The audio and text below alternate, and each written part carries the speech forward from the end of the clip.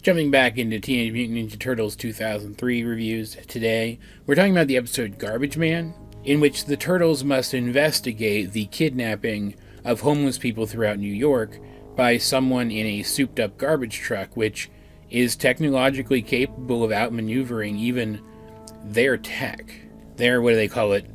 Their turtle van. Their version of the turtle van is like it's able to put up a fight against this thing. But it loses.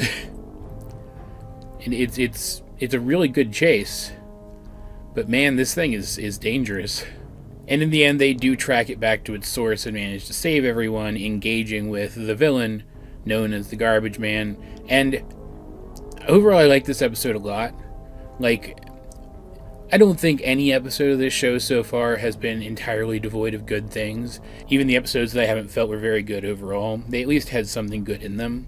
But I think this is the first genuinely great episode of the show. Just right out the gate, the interactions between the brothers seemed so much more natural here than it had in the past, and also were, like, more genuinely amusing. Like, their banter has always felt very brotherly in this show, but it felt like it was brotherly on purpose. Here, they just felt like people hanging out. This dynamic felt like it was just the dynamic that they have, not something written into the script to portray them a certain way. Like, the goofing on Mikey here felt less like they were trying to make jokes and more like they were just casually conversing about this person in a slightly disparaging to be funny kind of way, like you would with a sibling. And there was one scene in particular while they were chasing after the garbage truck where they're just chilling out in the turtle van.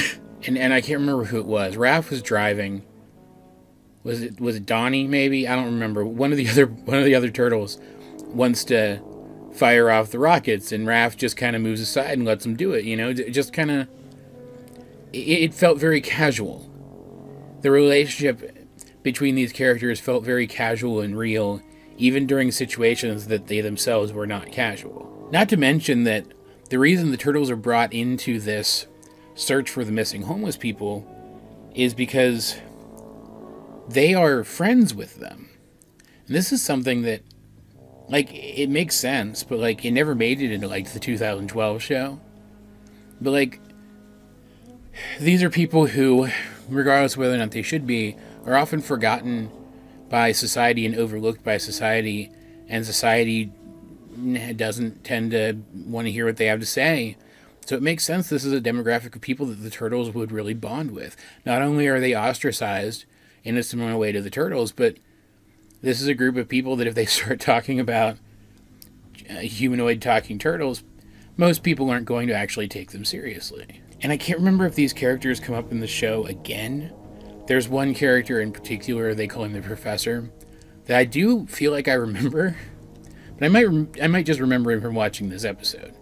But I hope they show up again, especially this one guy, who was kind of like the face of the entire group for this episode, because he was genuinely entertaining. They seemed like genuinely fun characters.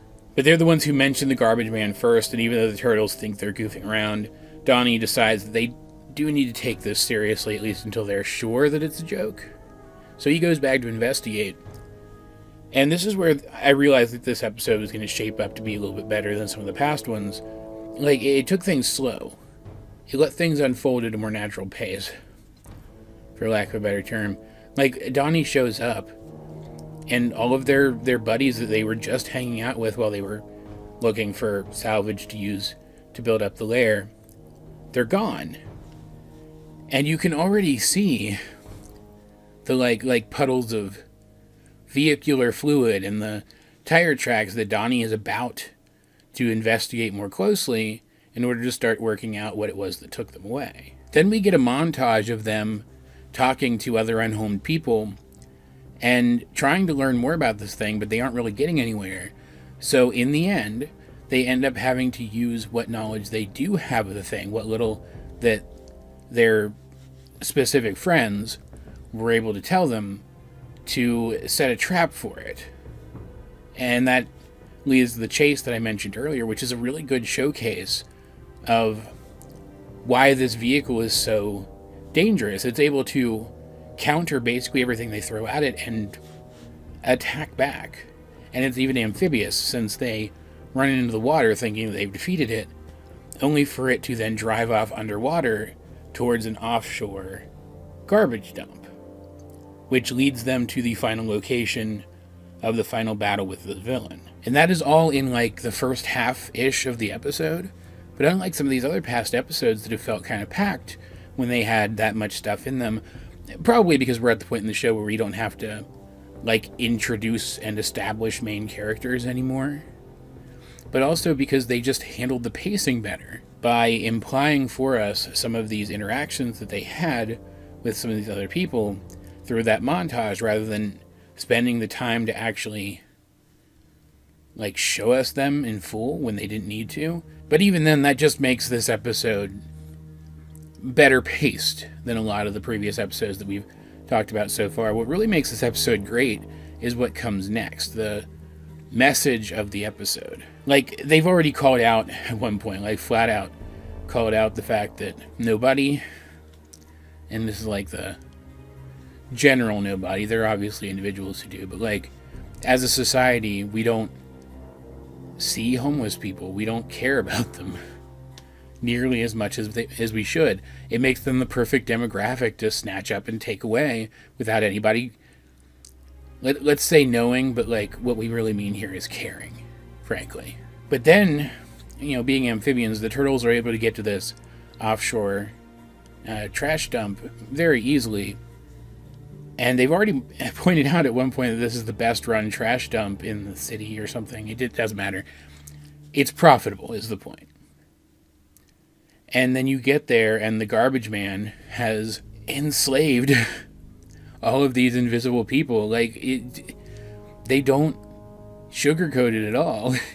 All of these people who are invisible to society have been taken away and enslaved to work for free to increase this guy's profits. He is stealing their wages and stealing their lives away from them in a capitalist venture, focusing only on profit, when like this episode has like a recycling undercurrent to it too, like a theme of recycling too. He could like actually be trying to make things better for people and instead he's exploiting them. And then he rolls out of his machine on this like hyped up one of those electric carts from Walmart with like big metal arms attached to it and stuff. And like usually I frown on the evil is ugly trope, or like fat is evil trope or whatever, but it works here because he's clearly supposed to be like an exaggeration of like a hyper capitalist. He's this fat, grotesque guy who's only focused on increasing his own wealth, regardless of who he has to step on to achieve it. And like, he's sitting in this thing that moves him around, and he has these big arms that interact with the world for him. He doesn't even have to walk or touch things himself. He's so detached from the reality of the situation. And some of the terminology he drops here, it's very clear the message they were going for. And for a show that came out in 2003, like, I could imagine this episode with these themes being in a show today, which on one hand means that this show was a little progressive for its time, which is fantastic, but also says something really sad about our society, that we haven't developed past the need for these kinds of messages in TV shows yet. I made myself sad. I also really liked how once the battling of the garbage man and his guys starts, after the turtles start to free the literally enslaved people, they don't just have them run off and then the turtles do everything. They actually like pick up weapons and fight too. It's very briefly shown, but it's a thing that happens. It's all very good. Like maybe the action wasn't quite up to snuff with some, like the on the ground action. The car chase was still really good. It wasn't up to snuff with some of the other on the ground action we've seen in the show so far in some areas, but like, it was still fine. And the episode was just great otherwise. I really liked this one a lot, in case you couldn't tell. As per usual though, guys, I'm really interested to know, what do you guys think of the TMNT 03 episode, The Garbage Man. If you haven't seen it, let's get a discussion going in the comment section down below. And while you're down there, you might as well like the video and share it with anyone else who you think would enjoy my content. Subscribe if you haven't. You can also check out links to my various social medias, as well as the many ways you can help out the channel. Those will be in the video description. But either way, this has been AJ22, and I will talk to you guys later.